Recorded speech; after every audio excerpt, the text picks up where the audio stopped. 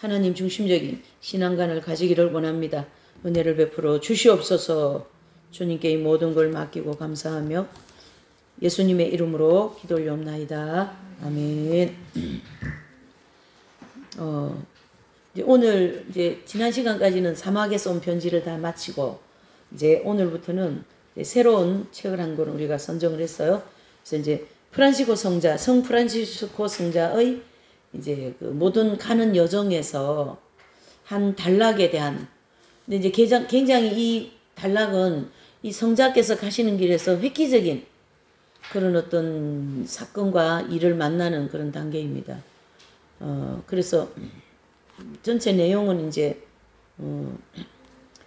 어쨌든 프란시스코 성자 이분께서 12명이라고 하는 그 평범한 청년들과 함께 작은 움막을 하나 쳐놓고 정말 복음 삼덕이라고 하는 청빈의 정신을 그대로 실천하면서 그냥 뭐 문자 그런 게 아니라 그대로 그 예수님의 정신과 또 삶으로 그걸 이제 실천하면서 복음을 전하면서 살다가 시간이 흐르면서 그 이제 이 프란시스코 성자의 이런 영성이나 이런 삶이 많은 이런 곳에서 소문이 나고 그러면서 이제 그렇게 살고 싶은 분들이 막 몰려오는데요. 그런 분들이 6,000명, 여러분.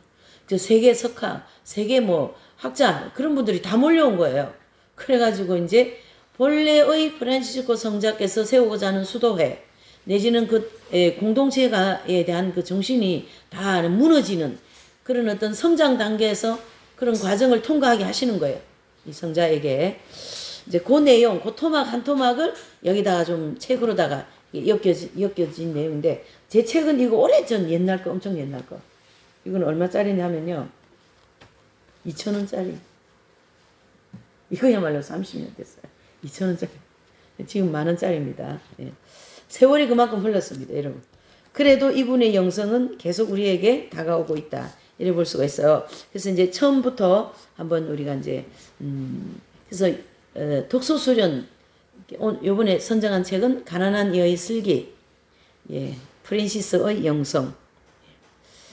거기 보니까 이제 첫 줄에 보면, 현대를 가장 무섭게 실체가는 말은 아마 순박함을 잃어버렸다. 일 거다. 이게 순박함은, 지금 시대는 순박함을 잃어버렸다. 당신은 순박함이, 순수함이 없어졌다. 그러면 그 소리가 가장 무섭게 질책으로 받아야 된다. 이런 뜻이에요. 사람들이 너무 영악해요. 영악해. 너무 영악하고 막 그냥 지성인 옛날에는 선비들이 다 이렇게 그 지성답게 사람도 인격도 정신도 정말 그래서 선비라 그랬잖아요. 근데 지금은 지성인들이 이 지성을 가지고 더 나쁜 데 머리를 쓰는 거예요. 그러니까 선비가 아니다 이래 봐야지. 그렇다면 여기서 얘기하는 순박함이 없다. 순박함을 잊어버렸다 이래 봐야죠. 그렇다고 해서 발전해가 나가는 현대의 학문과 기술을 비난하는 것은 아닙니다. 문명을 발전하는 것이 비난하는 것은 아니죠. 발전 그 자체는 굉장히 훌륭한 것입니다. 그러나 이 발전이 실현되기 위하여서 인간적인 면에서는 막대한 손실이 있다라는 걸 인식해야 됩니다. 어떤 의사가 이제 이분이 아주 명의예요. 현대 의사인데 명의인데 이제 어떤 시골 병원에서 이분이 굉장히 이제 신실하게 그냥 오직 그 환자 하나 살리기 위한 그런 마음으로 이제 그 의사 노릇을 하는데 그 도시에 있는 큰 병원에 있던 어떤 분이 와가지고 병원에서 이제 이런 제안을 하는 거죠. 이제 너무 시골 병원이고 시설이 너무 안 좋으니까 외상센터 이 응급실이 너무 안 좋으니까 이제 외상센터를 하나 새로 지었으면 좋겠다. 이런 꿈을 가지고 있었어요, 이분이. 저는 그걸 보면서 나하고 꿈이 똑같네. 나는 수도원 하나 생겼으면 좋겠다. 그랬거든요. 근데 그분은 외상센터 의사니까. 그러는데 이제 그 도시에서 서울에서 유능한 의사가 하나 와가지고 내가 말이지 여기 병원 보니까 정말 당신이 그 의사로서의 정말 옳은 정신을 가지고 있는데 사람 살리고자 하는 그 정신을 가지고 있는데 정말 너무 시설이 안 좋다. 그래서 내가 외상센터를 하나 세우고 싶다. 그러니까 원래 있던 그 의사가 그거 제가 바라고 있었던 일이다. 그래서 난 그거 적극적으로 하고 싶다. 이래 됐어요. 그러니까 그걸 제안한 의사 되시는 분이 뭐라고 얘기하냐면 이 일이 외상센터를 하나 이루려 그러면 정부하고도 연결해야 되고 이런 지원도 연결해야 되고 그러잖아요. 그렇게 하려 그러면 정치를 해야 된다. 정치를 무슨 말인지 알아들으시죠? 정치를 해야 된다라는 것은 그 순수한 의사의 정신이 흐려진다 이런 뜻이거든요. 의사의 정신이 뭡니까? 사람 살리고 환자들을 잘 돌보가는 게 제 정신인데 뭐 조선시대 허준같이요. 근데 이제 그런 정신이 이제 흐려진다. 이제 그러면서 하니까 그렇다면은 그걸 질 때 정말 그 정신 잊어버리지 않고 외상센터라는 짓고 싶대서 지었어요. 이제 그렇게 해서 이제 그 외상센터를 통해서 많은 그 김국진이 아니고 김 뭐죠? 이국진? 그 한국의 외상센터 아주의대 나와가지고 이국진인가? 왜 국자가 자꾸 일어나지 소리. 그분이 한국에 있어요 실제로 그 의사가. 이분이 이제 외상센터를 하는데 외상센터 오는 분들은 하나같이 다 가난한 사람들인 거예요. 오토바이 뭐 이런 거 배달하다가 다치지, 또 이 트럭 이런 거 배달하다가 다치지, 뭐 이 큰 이 탐프 트럭 이런 거는 다 좀 가난한 분들이 많이 하잖아요. 근데 또 부자들도 많아요. 근데 주로 그런 분들이 너무 많이 다쳐서 오는 거라. 부서지고 막 그냥 창자가 다 터지고 막 그런 분들이 이제 오니까 정부의 지원도 많이 받아야 되고 또 외상센터의 어떤 그런 병원 자체 지원도 받아야 되고 그러니까 이분한테 너무 사람들이 많아. 그리고 너무 유능하니까 의사가 훌륭하니까요. 시기를 너무 많이 해가 너무 괴롭히더라고. 그 유튜브 있어요. 해병대 해군 출신이거든요. 그래서 이제 의사가 되어가지고 이제 그랬는데 이제 결국은 그 외상센터를 이제 지원도 받고 헬리콥터도 막 지원받고 그러는데 그 병원에서 대학병원이겠죠. 거기에서 너무 많이 이 사람 힘들게 하더라고. 왜 그러냐면 병원이 손해다. 병원이 이익이 별로 없다. 정신만 없고. 그래서 이분이 아마 지금 한국을 안 있고 미국으로 아마 갔을 거예요. 저는 그걸 보면서 이런 유능한 의사들이 한국에 많이 있어야 되는데 정말 양심적이고 정말 의사의 정신을 가지고 있는 사람이거든요. 그 사람은. 근데 너무 못 살게 구니까 근데 그 다 부서져서 다쳐서 오는 그 환자들 뭐 마음이 너무 아프다는 얘기죠. 도와주고 싶고 말이죠. 막 피를 줄줄 흘리고 오는. 근데 이제 그렇게 의사로서의 왜 정신 있잖아요. 정신의 모토. 근데 그걸 다 잃어버린 거지. 지금은 뭐 의사들이 다 뭐죠? 돈에 다 눈이 밝았고 막 돈 버는데 돈. 돈이 정신이 다 나갔어. 수술 안 해도 되는 걸 다 수술시켜버리고 막 이런다는 거죠. 환자들한테 그런 얘기가 들리더라고요. 우리는 다 환자 입장이잖아요. 병원 가면. 예. 그런 거죠. 그래서 여기 제가 이 대목을 보면서 오늘날 어떤 그런 것에 뭐 목회자도 마찬가지고 성직자 다 마찬가지 순수성을 다 잃어버렸다. 그러나 발전하는 문명은 탓할 수는 없다라는 거죠. 그래서 학문과 기술로서 오만해진 인간은 그만큼 순박함을 잃어버린 것이죠. 우리 조상들은 솔직함과 순박함을 지녔었어요. 농사일을 하면서도 얻은 농부들의 그 슬기는 그리스도교 정신에 그것과 동화되었다. 농사일은 옛날 분들은 사람들이 좀 순수하잖아요. 그래도 이악함이 좀 없죠.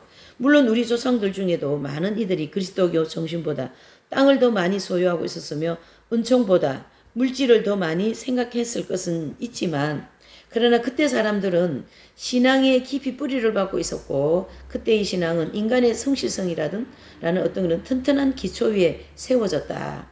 인간의 성실성이라는 것은요 부지런히 일을 하는 것도 있지만은 이 성실함이 포괄적이에요. 이웃을 보고 또 이웃을 속이지 않고 이런 여러 가지 부분이 있잖아요. 도덕적인 부분. 그런 것까지 다 포괄해서 성실성이다. 이래 볼 수 있는데 옛날 분들이 좀 더 많이 성실하지 않았을까요? 그런 면에서 보면 이 기초는 조금 더 흔들리거나 무기력하지 않았고 사람들은 그로 인하여 순박하게 사회에 참여하면서 살았다. 그래서 여기서 이제 순박함을 얘기하는 것은 조금 우리가 진리 중심으로 보면요. 이 순박함은 순수한 것인데 이 순수함은 바로 정과 욕에 지배를 받지 않는다 이런 뜻입니다. 정과 욕심. 애정과 욕망에 지배받지 않는다라는 이건 이제 이 물건은 내 거이기 때문에 내가 애지중지하고 다른 사람 손대면 막 거기 화내고 그 순수성이 없는 거죠. 예를 들면 내 자녀이기 때문에 아무도 손 못 대. 그래 요즘 애들은 중학생인가 선생님이 숙제를 내주니까 그 학생이 그러더라고요. 왜 우리한테 숙제 내주는데요? 그러더라는 거지. 애들이 이게 장난이 아닌 거예요. 응? 애들이 아니 선생님이 숙제 내주는 거 맞잖아요. 근데 그 애가 왜 우리한테 숙제 내주는데요? 그런다는 게. 그러니까 중학교 선생님들이 제일 불쌍하답니다. 지금. 그래가지고 이게 지금 보통 일이 아닌 거죠. 이게 지금. 예? 순수성이 그만큼 없어져 버린 거죠. 그러니까 이 총과 욕에 해당되는 그러니까 우리 자녀이기 때문에 내 거기 때문에 우리 집이기 때문에 내 교회이기 때문에 뭐 내 사람이기 때문에 그런 어떤 인간 부분의 애정과 욕망이 결탁되어서 일을 하고 어떤 뭘 주거니 받거냐면 그건 순수성이 없다 이런 뜻이거든요. 그건 순수성이 없다. 그래서 이 순수 내지는 순박함은 정과 욕에 지배받지 않은 것을 순수성 내지는 순박함이다. 이래 정리를 해야 됩니다. 이 순박함을 잃어버리자 인간의 행복의 비결 또한 잃어버렸다. 이게 무슨 말이냐면요. 인간의 모든 행복의 어떤 좌지우지하는 게 중심이 어디예요? 정욕이라는 거죠. 이게 우리 남편이 돈 많이 벌으면 나는 행복하고 우리 남편이 어디 가가지고 고스톱 차가지고 2천만 원 잃었다. 그러면 나는 너무너무 불행한 인생이요. 근데 바꿔 생각해야 돼. 남편이 속썩이는 건 나는 영적으로 달려갈 수 있는 계기다. 그러면서 아주 순수한 신앙생활을 할 수 있는 그런 어떤 것이라고 하면서 그걸 더 행복해야 되는데 우리 인간 세상은 바뀌어 있는 거죠. 모든 학문과 기술인 사람을 학문하고 이 기술은 사람을 불안하게 하고요. 외롭게 만듭니다. 학문과 기술은. 지금 세탁기도 탁 눌리면 되지. 청소기도 뭐 다 이게 손가락 터치 가지고 다 하죠. 핸드폰도 다. 그러니까 사람이 그 기술로 인해서 우리가 오히려 더 불안해진 거예요. 그리고 더 외로워진 거예요. 이해되시죠? 이게 참, 예. 그래서 인간은 죽음 앞에서 외롭고 대중 속에서 외로우며 자신과 타인의 불성실 앞에 외롭다. 이 아름다운 단어 아닙니까? 참, 이 시대에 정말로 정확하게 찝어주는 거죠. 정확하게. 어린이와 같은 마음을 가지지 않으면 아무것도 삶에 신뢰를 줄 수가 없다. 문명이 우리에게 좋은 것을 주지만 많은 혜택을 주지만요. 영적으로는 막대한 손해가 있다. 이래 보셔야 됩니다. 인간은 때때로 이것을 명백히 깨닫게 될 때가 있습니다. 어린아이와 같이 되시오. 그렇지 아니하면 하늘나라에 들어가지 못합니다. 이런 이제 복음의 말씀은 인간적인 진리를 더 쉽게 깨닫게 하는 거죠. 그래서 단순하고 평화로우신 성 프란시스코는 우리에게 어린아이와 같은 마음을 갖도록 인도하는 길에 대하여 절실히 필요한 말씀을 해주셨다. 그 말씀은 근본적이고 단호합니다. 그래서 이 하늘나라 영적인 입장에서는 굉장히 본질적이고 단호하다 이런 뜻입니다. 근본적이라는 것은 본질적이다. 그래서 중세에 사셨던 이분은 놀랄 만큼 우리와 가까우며 우리의 어려움을 미리 다 알고 계셨던 것 같다. 그래서 거기에 여왕이신 지혜여 그랬죠. 기뻐하소서. 당신은 당신의 자매이신 순수하고 거룩한 단순함과 함께 복되도다. 여기 이제 여왕이신 지혜는 하나님의 속성 중에 지혜가 있잖아요. 우리가 하나님 속성 공부했죠. 그래서 하나님의 지혜를 가르치게 합니다. 그러니까 이 프란시스코 이분에게는 굉장히 하늘나라의 천상의 지혜가 많은 분이에요. 그러니까 가난도 자기 친구, 가난은 자기 아내예요. 가난 양과 결혼했다 하잖아요. 여기도 보니까 어떻습니까? 여왕이신 지혜여 기뻐하소서. 당신은 당신의 자매이신 순수하고 거룩한 단순함과 함께 복되도다. 이 순수성을 자매로 순수함, 순박함, 순수함을 자매로다가 말하면서 당신의 자매 순수함은 그랬잖아요. 당신의 자매 순수함은 그 순수함은 하나님의 것이다 이런 뜻입니다. 결과적으로 하나님께로부터 왔다 이런 뜻이죠. 그래서 성인께서는 그렇게 말씀하셨어요. 참으로 단순하지 않으면 풍부한 학문까지 가졌더라도 슬기를 지닐 수 없다는 것을 우리는 너무나 잘 알고 있다. 자, 무슨 말이냐면요. 단순하지 않으면 아무리 많은 학문을 가지고 있다 해도 그건 순수하지 않다 이런 뜻입니다. 단순하지 않으면 그러니까 순수해지기 위해서는 단순해야 된다. 그런 뜻입니다. 그래서 성인들 이렇게 보시면 굉장히 단순합니다. 이분들. 어떤 사건을 하나 딱 만나죠. 그 사건에 굉장히 단순하게 단출하게 생각해 버려요. 그래야지 거기서 빠져나오거든요. 복잡한 생각을 많이 거다 집어넣으면 그 문제 안에 자기가 푹 빠져가지고 헤어나지를 못하는 거예요. 마귀는 또 그거가 얼마나 일을 하겠습니까? 그래서 단순함이 중요하다 이런 뜻입니다. 여기서 주는 이 단락에서 주는 교훈은 단순해야 된다. 무지해가 단순한 거 말고요. 예? 주님을 사랑하기 때문에 소아 테레사 수녀님 같이 단순하고 순수함 이렇게 보셔야 되겠죠.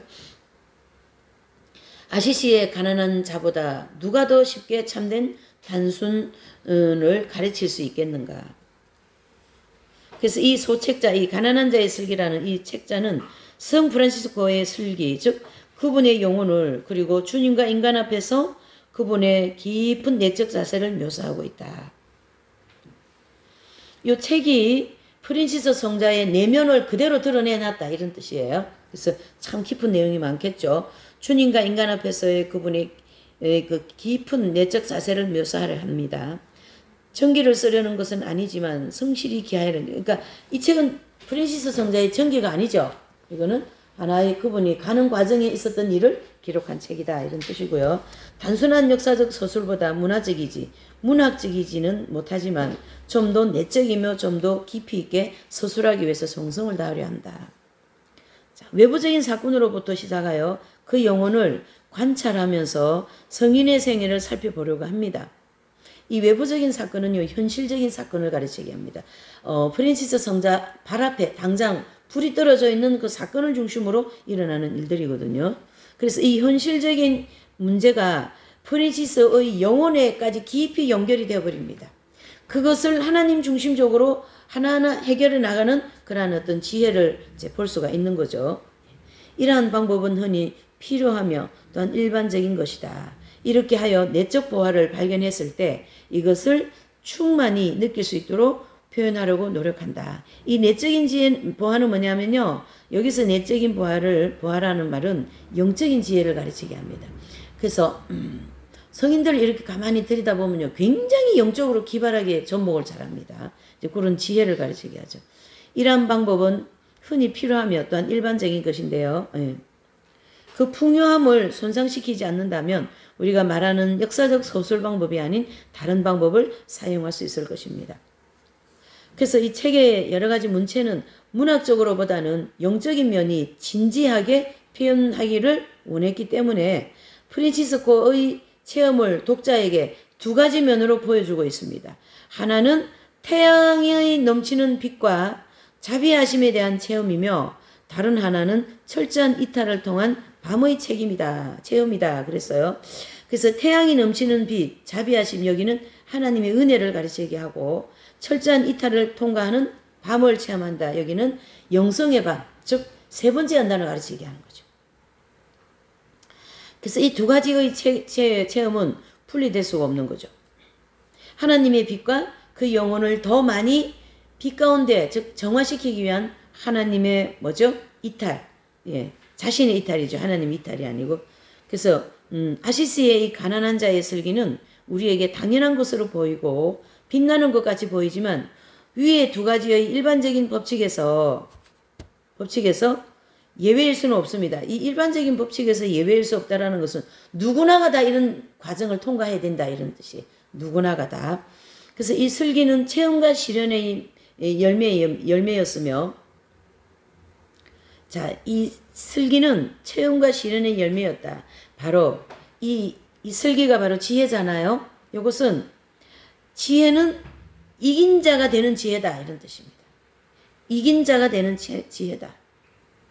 그래서 시간이 가면 갈수록 끊임없이 수렴과 포기 안에서 천천히 성숙해 나간다. 바로 자기 포기, 자기 부인 이를 보는 거죠.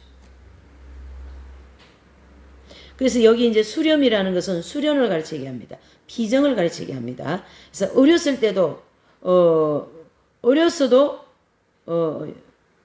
흉터져 있는 의견이나 사상 따위를 모아 하나도 정리하거나 다 털어낸다 이런 뜻이에요. 수련을 통하여.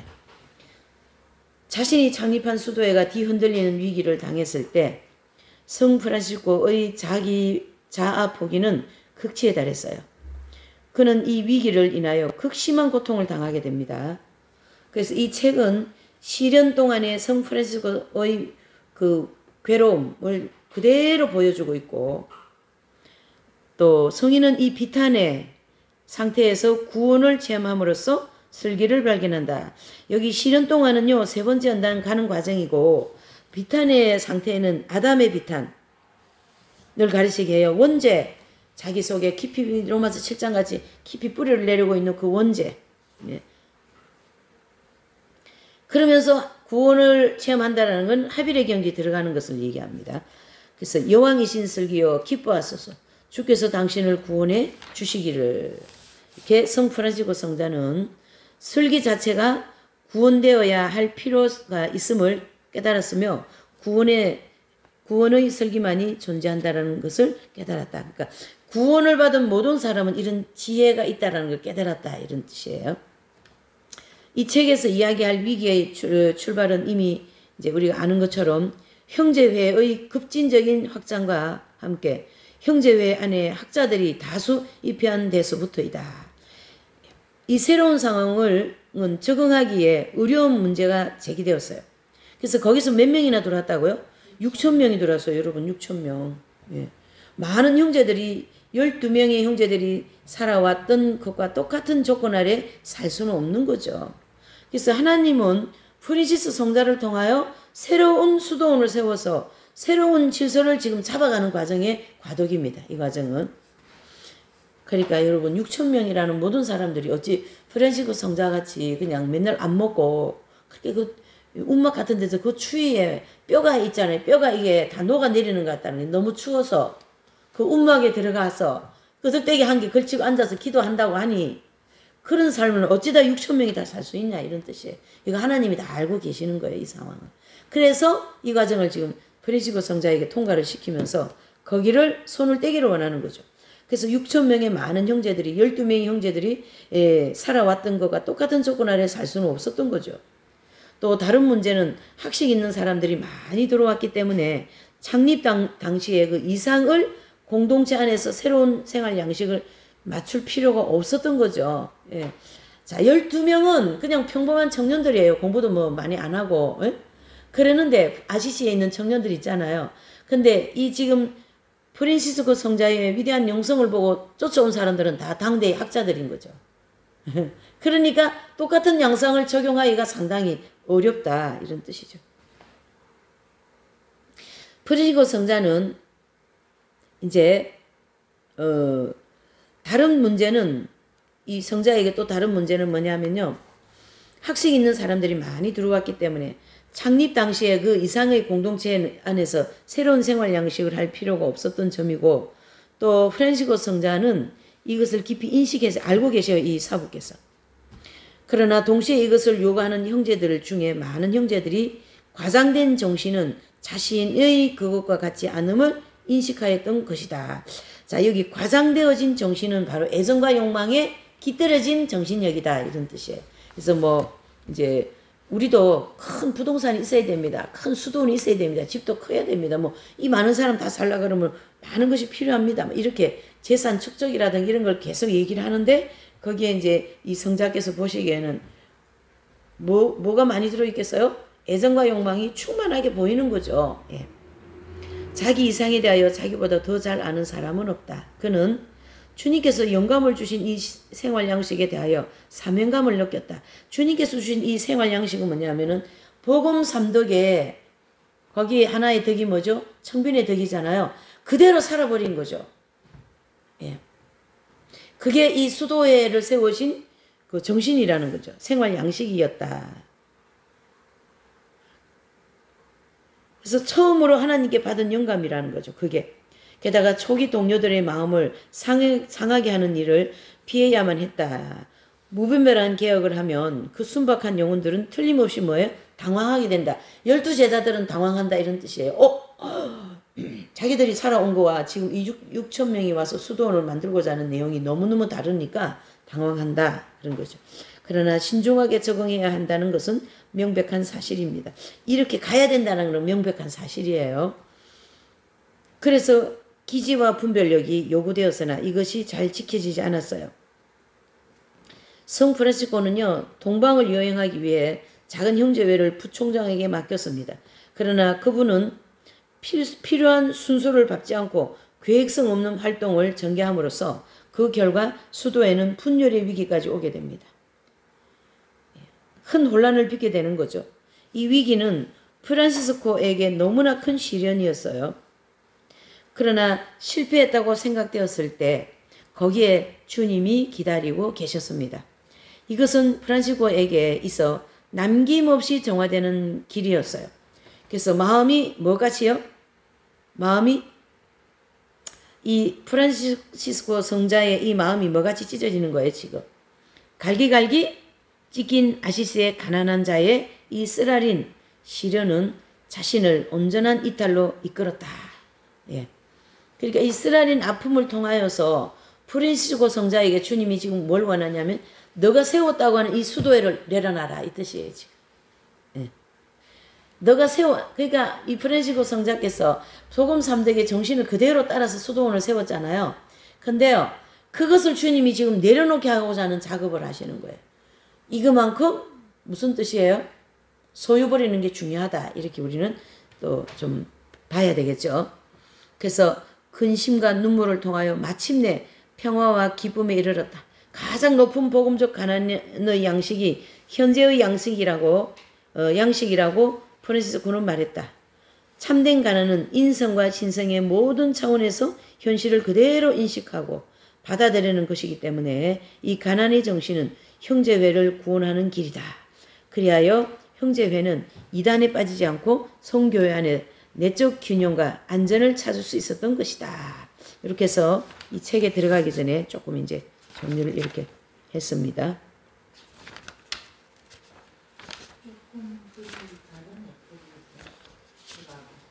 다릅니까? 제가 이거 한번 펴볼게요.